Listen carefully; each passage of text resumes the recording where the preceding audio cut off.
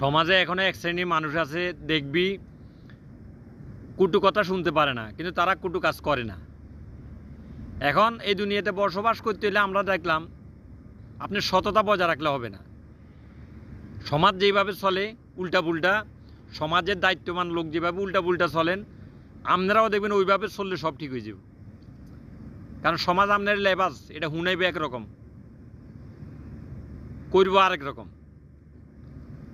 তো এটা আপনারা খেয়াল রাখতে হবে যে সমাজ যেভাবে চলে উল্টা পুল্টা, ঠিক সমাজের ওগুলা মনে রাখি যে আপনারাও ওইভাবে চলবেন। কারণ সমাজ এখন সমাজের জায়গাত নাই। আপনি এটা নিয়ে মন ছোট করার কোনো কিছু না।